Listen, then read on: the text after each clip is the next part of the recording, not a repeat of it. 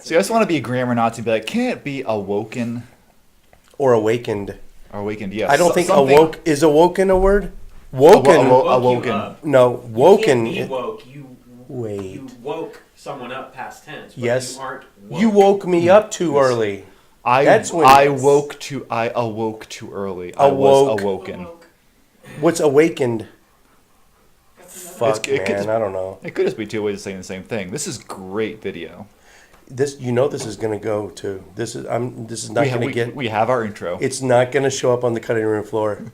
And just so for Devin Tracy, fucking shout me out, bitch. All right. He just, to use the biblical term, he spilled his seed upon the ground. He jerked off on the floor. And I'll let you give the more. What did God do to him? I forget if he smote him. Done. But yeah, that's generally taken as the. But is that masturbation, or is that just refusing to impregnate a woman? Exactly. I'm sure it's misinterpreted. So go ahead and masturbate, people. It's okay. If you get one thing from Masturbation.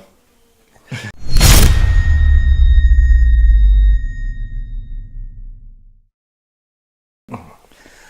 And for Ralph Lauren. Ralph Lauren, if you're watching. Yeah. I'm an Uber and Lyft driver. One of my regular passengers is a 19-year-old Versace model, gay as a $3 bill, and he owns a house at least twice as big as mine. Pissed me off. You ought to see this kid. He's like perfect, like 100 pounds soaking wet. You know, his boyfriend lives in Dallas. He lives way down south, but yeah, he's. All you got to do is walk down the runway and just not eat, I guess. First question. Ready? Sure. What do you think about that book club that we go to once a month? And do you think the Christians that show up, especially, I'm thinking of one in particular, I'm not going to say his name, but okay, there's a couple there that are there with it's not even a hidden agenda. Mm-hmm. They're there to change, to make some Christians. Mm-hmm. They're there to save some souls. And if not a few of them, maybe all of them. And of course, it's not a hidden agenda. We know why they're there. They're not for an honest. It's always in the background. You know it's going to be there. It's going to be a given. Do you think they think the same about us, that we're there to save them from Christianity? It wouldn't surprise me. I mean, it's. But are you? I would more interested in having the discussion. I mean, I know honest pursuit of truth, right? Yeah, I mean, I know even with my friends and family who are still Christian, I have no interest in even talking to them about this stuff. I'm just not at that point right now. Right. I know what I went through when I lost my faith, and it sucked. It had a lot of consequences for me, and I don't really want to inflict that on anyone else. I mean, I'd rather talk to them, let them get this stuff figured out for themselves. And if they want to go that route, great. If not, I mean, I guess I'm kind of fortunate that I don't have a lot of Christian friends and family that are assholes about it. They're pretty civil. I know I'm lucky. You're so lucky, I'm yeah. kind of like, I don't want to try and make this any better for myself. Like, Are you trying to make atheists at that book club? Is that even like a small percentage of why you're there? Would you like to see them change their minds? One of the things that I regret from when I was big into apologetics, big into church, going to youth group, work in a Christian bookstore, Christian university, was that I never seriously thought about what I believed and why. I mean, I did the apologetics books, I read the Josh McDowell and all that stuff, but I didn't really look at things from the other perspective. I just didn't have that kind of contact. And one of the things I like about the Atheist Christian Book Club is that you get to have that kind of contact with people who are different from you, and it really helps you refine what you believe. It helps you reject bad arguments and figure out what really holds water. And I've been fortunate enough to meet a number of Christians through that who have expressed to me, you know, I haven't deconverted everyone, I don't really care, but it's legitimately been their first real contact with non-believers, and it's the first time they've really not been attacked, but have people who have not just let them get by with saying illogical, silly things. Yeah. And they're getting challenged, and they're willing to be challenged. And I like being the person to challenge them because I really needed someone like that in my life 10, 15 years ago. So you do kind of have a ulterior motive, an end goal in mind sometimes. Yeah, just probably not as insidious as It's the Christians might think it would definitely. be. You know, what was it? The street epistemology guys, Peter Boghossian and Anthony Magnabosco. Magnabosco. Yeah, Mhm. they they make no bones about it. Mhm. They're there to try to get their message out, Mhm. and I respect it. They're open about it. Mhm. If they're asked, even in the middle of an interview, if you watch the videos, you know, yeah, I don't believe in God. You know, they don't shy away from it. Mhm. But Yeah, I think that, even if no one ever gets converted back one way or the other from atheist to Christian or Christian to atheist, I still think that dialogue is valuable because it helps you understand the other side. I mean, there's a lot of people high up in government or high up in responsible positions who take their religion and they want to use it to beat people over the head. And I think it's hard to do that with someone that you've taken the time to get to know and understand. I think that if there was more opportunities for civil and interesting dialogue between people of all kinds of different backgrounds, not just different faiths, but different racial backgrounds, different economic strata, I think that kind of understanding could only be beneficial in helping us work together as a society. Because, I mean, it's so easy, even with all the information available right now, I mean, it's easy to stay within your Facebook groups or Echo chamber. or just be fed news that tells you what you already believe. And I'm as guilty of that as any other. But I think that taking the time to understand people will help you treat them like they're human beings, not just caricatures. our atheist group is overwhelmingly light-skinned and male. Mm-hmm. Why do you think that is? And is there something we could do to change it? Let's ask the whitest person in the room about race issues. Stop. So, pause button. Is your? It's funny you would say that. Are you implying that because you're very light skinned, the same as me, and male, and you bottom of the hierarchy totem pole in social justice, do you feel like your voice is not as valid as someone else who has maybe a lived experience?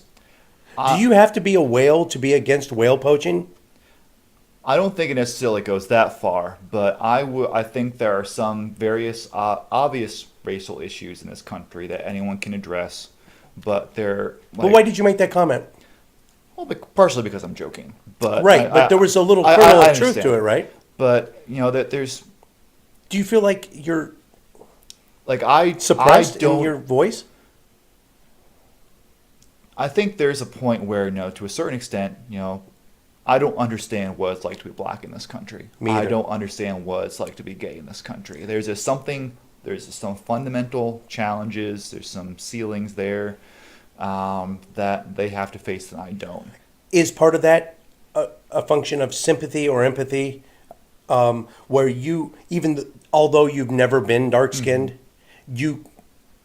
can you see it from the outside looking in enough to where you can understand the plight? Oh, for sure. I mean, Then is your voice not as at least something people ought to hear? well, let me put it this Okay. way. As it stands right now, I don't feel educated about a lot of these subjects to raise a stink. But that's not because you're light-skinned. It's just That's because not you because of my haven't done skin your color. research. That's because I'm still moving from very conservative to more liberal in the way of thinking about things. I'm having to learn that gay people are people and that there's nothing inherently wrong with that. You've always known that. I've never been like super duper homophobic or Right. anything, but When you were a Christian, you weren't like that, though, were you? That changed with your deconversion? yeah, I mean, where I grew up, this was in the 90s, and no one was really, I didn't know any out gay people until Right. I got out as an adult. So there's that factor also. But yeah, I think there's, to a certain extent, with the gay community specifically, that there's still kind of and it's largely gone now, but there used to be kind of like a visceral, ugh, kind of ick factor that I think was kind of that I kind of osmosed from seeing how other Well, people it's not just you. reacted to that. Even in, like, say, even as late as 90s sitcoms, there was an ick factor. Oh, If yeah, you look it at some of wasn't- the, It wasn't until very recently that it's been trendy to have gay characters on your shows or have a transgender character on your show. yeah, whenever, what's Like the one Will that and just came Grace? back? Will and Grace. That's the one. Yeah. It just came back. Yeah, even that was kind of groundbreaking. Like, oh, look, like he's a lawyer and he's just a regular guy. And yeah, prior to that, there was an ick factor even with people that understood the, Well, shoot, even interracial relationships. Like, I remember back in, like, the 90s when one of the Friends characters, they had a African-American girlfriend for the first time. And that was like something that was in the news because it was so uncommon at the time. Chris, define African American. Are we going to get into this? I guess we are. Just for a minute, and then we'll get right off of it. Define African American. A I love it. there's I no love it. a dark-skinned individual of African. Dark is subjective, so is it on a scale? Do I put up a palette next to everyone's?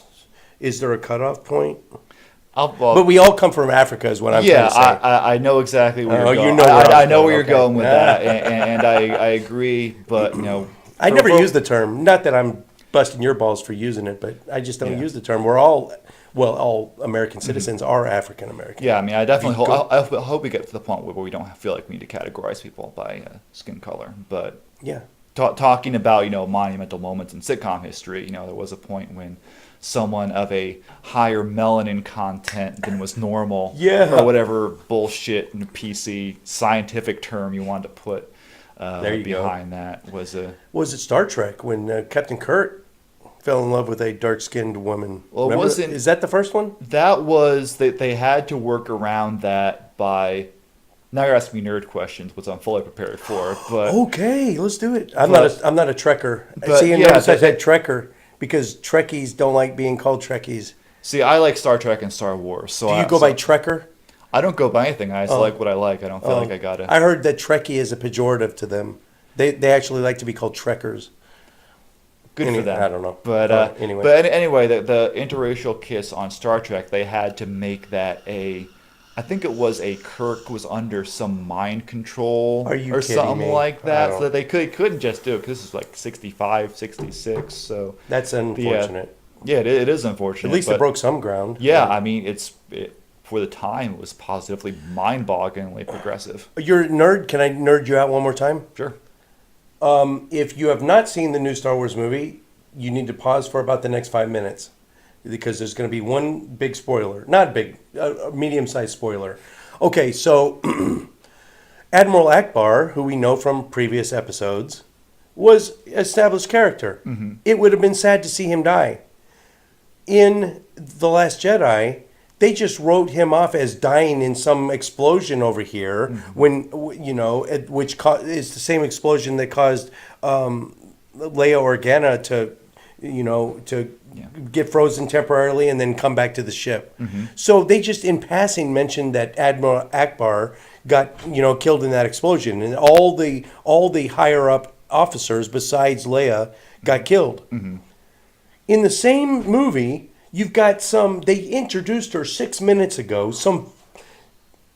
here we go, some feminist character who we don't even have a relationship with yet, steers the cruiser and goes light speed and destroys the juggernaut, the Imperial frigate.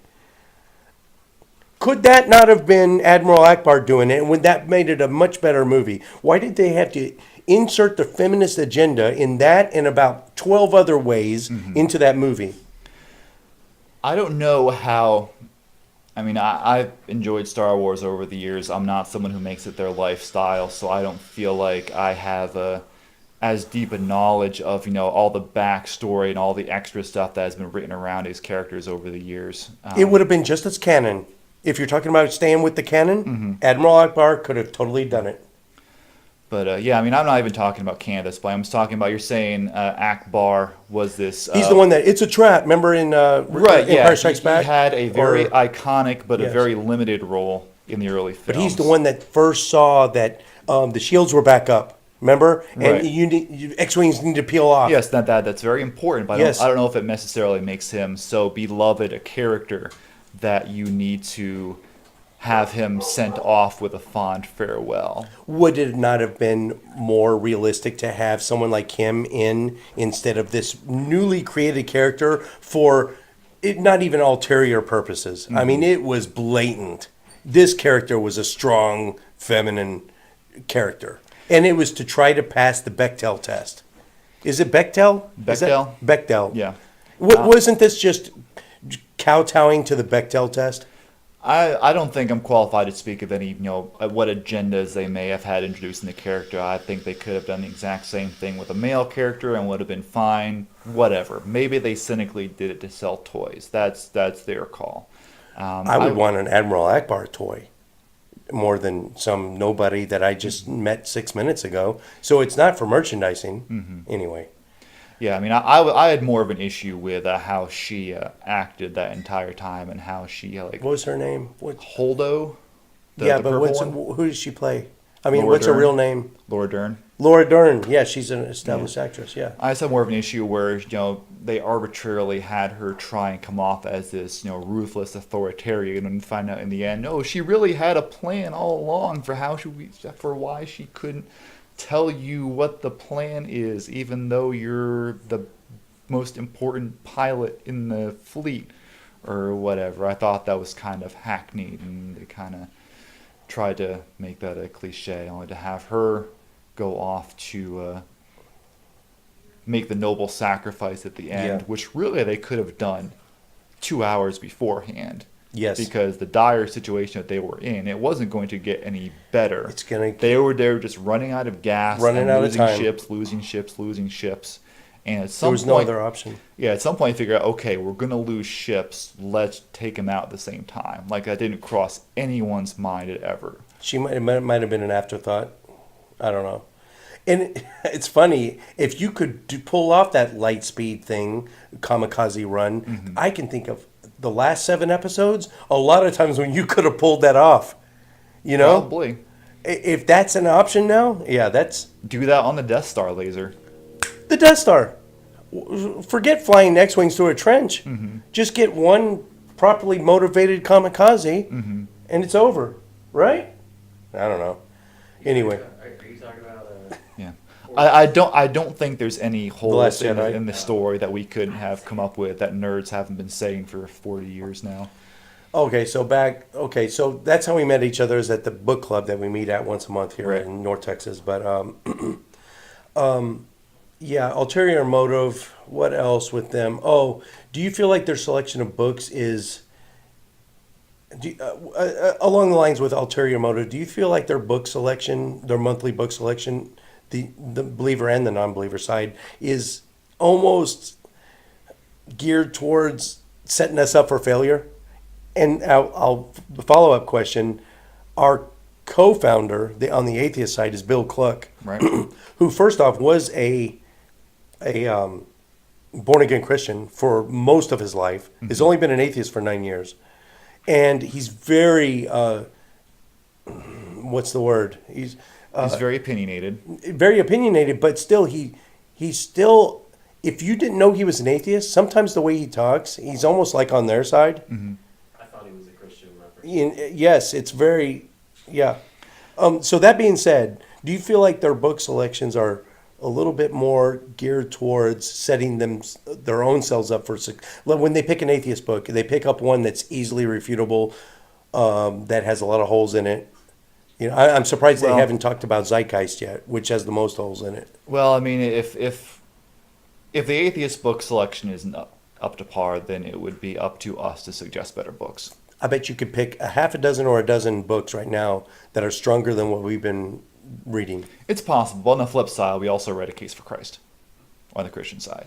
So, I mean, that's not exactly the strongest apologetics We won book that out debate there pretty either. pretty even hand, pretty handedly. Yeah, so I mean, I think that there is a balance that can be reached, and we can argue about where the line can be drawn about making the books accessible to the people who are going there and making them, the most hardcore case for your side you want to make. I mean, we could probably find some very detailed and philosophical treatise on atheism that would be very good for our side, but no one would be able to parse, and it would lead to very shitty discussion. Well, it's been, 8 months now, and we still haven't touched on any Hitchens. It's almost like they're afraid of Hitchens. Well, once again, bring it up. Well, Yeah. let's do. Well, yeah, you're right. If you think we should do the, I don't know. God is not great. God's not great. If you want to do one of those, bring it up at the next meeting. It's our turn I've already read that. after this one. But Not only have I read it multiple times and the audiobook, it's the strong. I think it's a strong. If there was hero worship on our side, which there's not, he would be our He'd be our flagship, and we haven't. They don't even touch on him. They purposely avoid him. Sam Harris. We haven't done one Sam Harris book yet. And although there's a lot I disagree with him on, he leans heavily towards Buddhist philosophy sometimes when he's talking about meditation.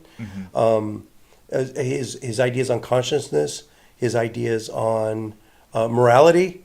I disagree with him a lot, but it's a much stronger argument. yeah, I think it's important to keep in mind too that the book, we all read the book or watch the video, whatever we do that month, but it's only winds up being a jumping off point. We never stay on the book topic. We always go the conversation wherever it winds up leading, and we don't necessarily debate each and every book chapter by chapter what it's saying. We start off on certain things, we get ideas from what they're saying, and we go from there. So I don't know if the book selection is going to in any way impact the discussion, when ultimately we are going to take the discussion where we want it to go. Or Do you feel like being outnumbered? Last book club, it was 19 Christians and only 5 atheists. So it's becoming. It used to be pretty even, and now with our notoriety and the fact that we've been on Justin Brierly's Unbelievable show, and we've gotten shout outs on the Christian side, do you feel like it's going to hurt us, or should it stay more even, or are you just fine with it, just us 5 against the world? I mean, it really depends on who's finding out about the group. I mean, it's still kind of small and local, though, like you say, the word's getting out and it's been growing. On the Christian side. On the Christian side, for sure. I mean, the Christian side is more organized. They have more outlets. They can bring it to church. They can bring it to Bible study. We don't necessarily have that kind of infrastructure. But at the same time, I think with I think our side is pretty well represented by good people who can stand on their own in those arguments. And to the credit, I mean, just because there's a majority of Christians there doesn't mean that the atheist side is getting shot down or anything. They're still letting us talk. They're not just piling on every single time. I admit when we got our tail kicked, and the last maybe 3 meetings, I feel like we did better. When did we get our tail kicked? Hugh Ross, what did Hugh Ross write? Oh, that's the one I missed. He's the old earth Christian. He believes in evolution even. Yeah, and that one, the fine-tuning argument took up most of our time, which I cannot refute at all. It's my Achilles heel. I really don't have anything good to say about the fine-tuning argument. So you don't think like the Douglas Adams idea that The puddle? Yeah, that we're. Do you want to explain to the viewers? I don't think they've ever heard it. In case you haven't. Sure. Paraphrasing, Douglas Adams has this quote about a sentient puddle that is looking and seeing how perfectly it fits in the hole that it's in, and is therefore taking that to mean that the hole must have been made for it. And so that is taken that humanity or living things are so well adapted and suited to our environment that that is a sign that we were designed by someone to fit that environment. And the Douglas Adams quote is saying, you're flipping it around, that we are adapted to the environment was not made for us. And then as the sun heats up the puddle, it starts to evaporate, but it's still perfectly fitting as it evaporates.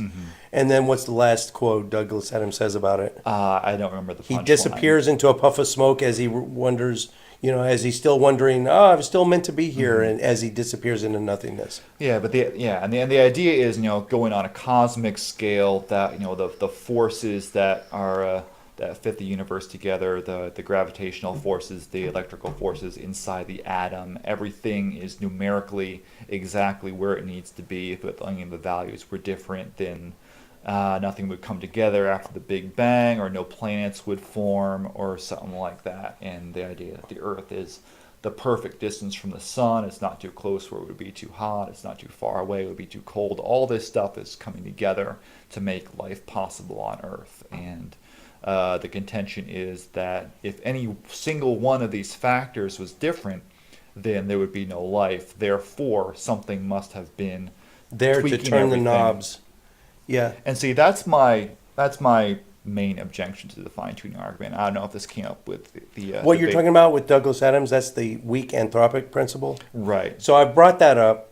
I consider it very weak anthropic principle. And the multiverse theory. That's all I've got.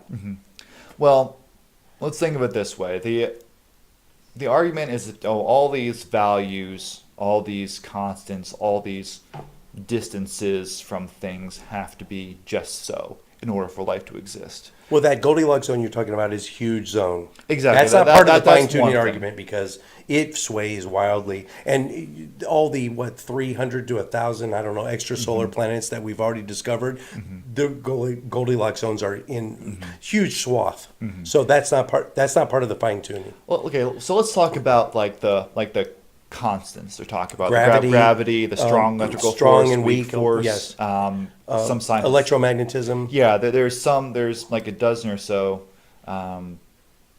maybe a different number. I probably should. I think it's over. I think it's some 20-ish. scientist is watching and being very angry at me No, right it's now. But 35. there's a certain number of constants that need to be just so in order for the universe to be how it is. And the theists are talking like the Big Bang happens, and then there's a whole bunch of wheels being spun, one for each force. And if the wheels don't all line up exactly right, Isn't that how it is? can it be different?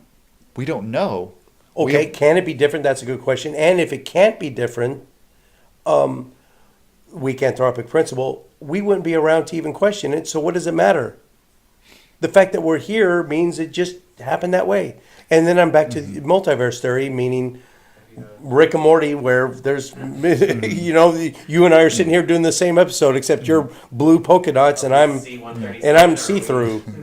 Yeah, I mean, I'm hesitant to go towards multiverse theories because I don't know how firm it is if we want to go towards something. It's a that's speculation. Exactly, it's speculative. Same as Christianity. It's hypothesized. It fits certain evidence, but I don't know if it's a big T theory yet. And that's something that they're going to poke holes in every single time. Well, you don't know this is a thing; it's a hypothesis. So I hesitate to stake my claim on that specific thing. It's Small T. it's fun to think about from a sci-fi perspective, but go ahead. But anyway, back to my point. They're acting like there's all these values that could have all these ranges when we have no idea. If they don't want to talk about the multiverse theory, we only have the one universe to go by. We don't know if they kept trying to spin the wheels, and they kept coming out the wrong digits. And then finally we got the right universe that would come together. This is the only universe that we have. And By saying that, you said they also. So you implied a polytheistic universe. But then you spinning until you got it right, and you're also implying that they're not omniscient. Because if they had to keep spinning until they got it right, it means they didn't know to get it right the first time. I know I'm kind of taking a deliberately absurd analogy here, but that's kind of what they're going at, and we don't know if the numbers could be any different. We don't know if that's part of what it takes to make a universe a universe. Maybe that's part of a definition of what a life-saving universe is. It's like saying, you have a bunch of triangles and you have a constant of 3 sides, 3 corners, and you're acting like, okay, these numbers couldn't be any different, therefore there's God. And when in reality they could be different. You could have 4 corners and 4 sides, then you just have squares instead of triangles. That's fine. What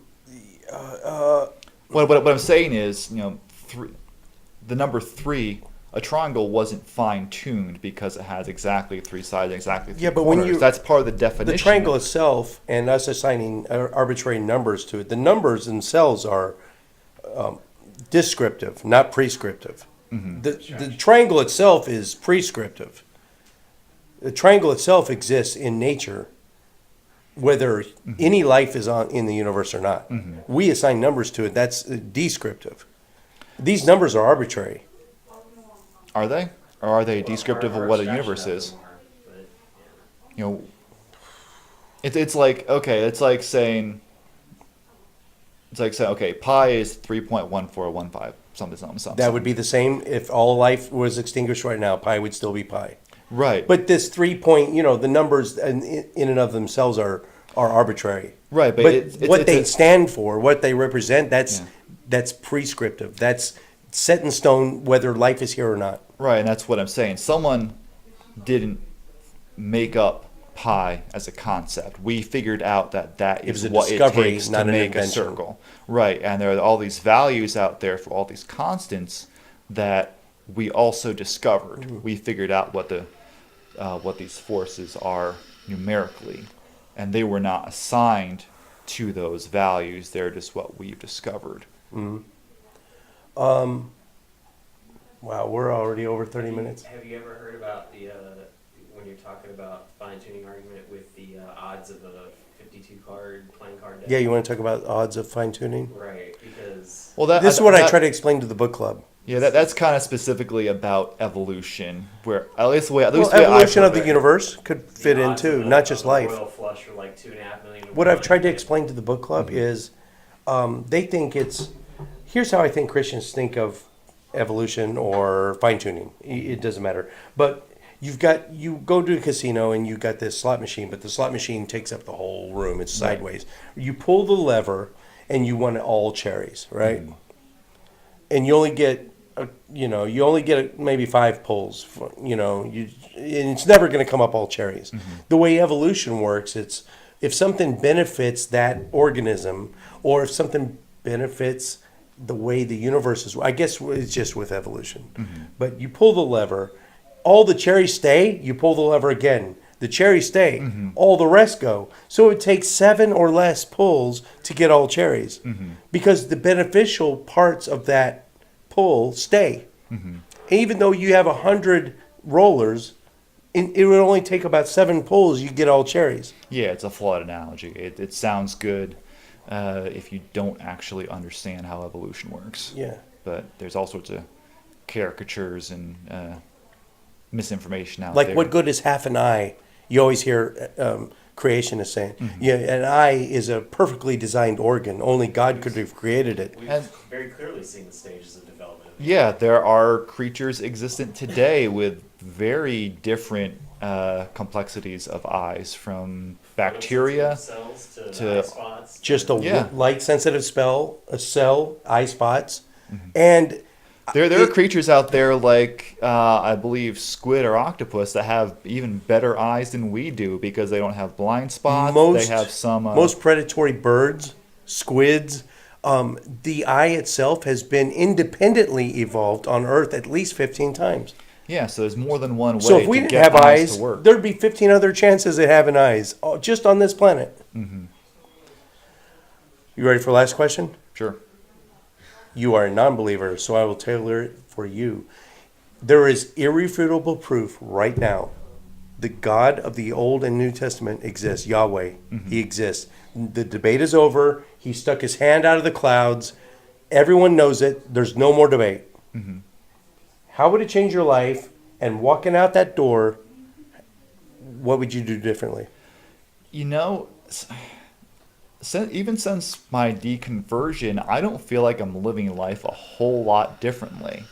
Like, I was never, like, I didn't become an asshole to everyone.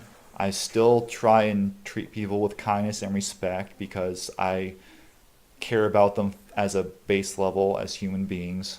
I probably swear a little more. I listen to a little Is that bit against the more. Bible? It's against how I was as a Christian. But is against the Bible? Would Yahweh approve of it? it may be covered by one of those verses about not setting up a stumbling block for non-believers. I don't know if there's anything that says don't drop F-bombs in the Old Testament or whatever. It But doesn't. It doesn't say don't masturbate either. that's Onan's sin. Do you know about it? Yeah, it's Explain building it. seeds Explain. on the Explain ground. onanism. So that was a specific story about how Onan was this guy in the Old Testament who his brother died in battle, and as was custom at the time, it was now his responsibility to keep the family bloodline alive, so he had to procreate with his brother's wife. And this was an order from God, and instead of doing Good that, job, man. he just, to use the biblical term, he spilled his seed upon the ground. He jerked off on the floor. And I'll let you give the more. What did God do to him? I forget if he smote him, Done. Is that off? Yeah. but yeah, that's generally taken as the. But is that masturbation, or is that just refusing to impregnate a woman? Exactly? I'm sure it's misinterpreted. So go ahead and masturbate, people. It's okay. if you get one thing from this Masturbation. video, Anyway, all right. So what would you do differently? Now, forget about what you're still doing now that is comports to the Bible. What would you do differently? see, that's the thing. I don't think I would do a ton of stuff differently. Would you pray? I'd pray. You'd worship him, even though you know he's a genocidal megalomaniac. I don't know. I don't know if I'd worship him and fall at his feet and kiss his feet and. You wouldn't? You know there's a hell now. You know, I mean, our little 3.5 pound wet wired brains are not equipped to fathom eternity in a fiery pit of burning sulfur, but you can get the idea. Would you worship just out of straight fear, if nothing else? Well, I mean, at this point, if God reveals himself under no uncertain terms, at this point, okay, I now believe that Jesus died for my sins, because if Yahweh's real, then that's big evidence for the Bible.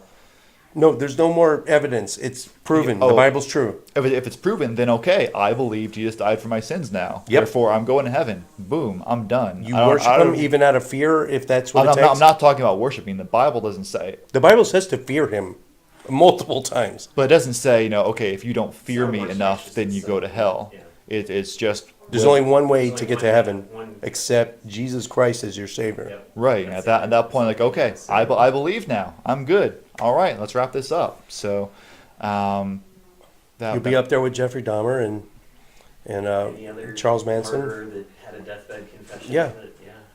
I'd Rapists. probably be happy to be in that company if that were the case. Because I'd rather be in heaven with Jeffrey Dahmer and Charles Manson than be in hell with Carl Sagan and Christopher they're Hitchens. probably really fucking interesting to talk to. Yeah, but man, it'd be hard to have a conversation with them when you're just burning constantly. What a fear tactic, right? It's not a What if fucking children's fucking fable to keep people in line. It's nothing else. That's all it is, really. It's Santa Claus on a big scale.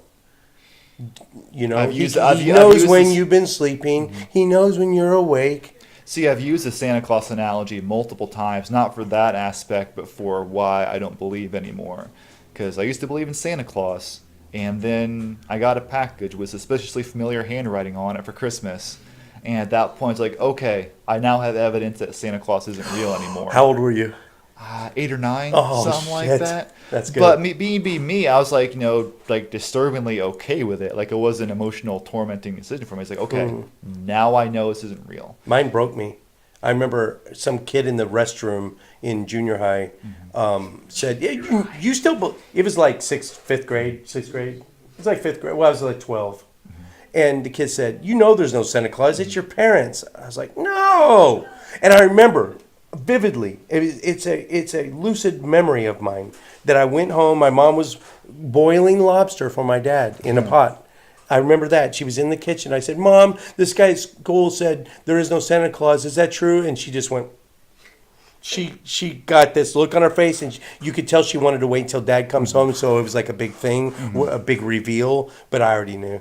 And it broke me. And see, I was like, fuck, really? And see, that's the traumatic experience that ultimately turned you into an atheist. I'm one of those rare few that was never turned into an atheist. Jesus is like Santa Claus for adults, right? I stopped believing in Santa Claus at 12. I never believed in Jesus or God. I was asking questions at age 6 and kicked out of Vacation Bible School at 8. Yeah, God was never on my radar, but Santa Claus was. Yeah. Anyway, what else? You got it. Let's plug your book again. Plug. Your blog. Blog, yeah. I write blog sleepinginsundays.com. That'll be right behind us. Yeah, I update it usually once a week on Sundays. He's very underrated, very underviewed, so get your eyeballs on that. It's really good stuff. Very well thought out. This guy's got an IQ of yours and mine put together. You need to go in there and get the full Chris Bielfus experience. I try.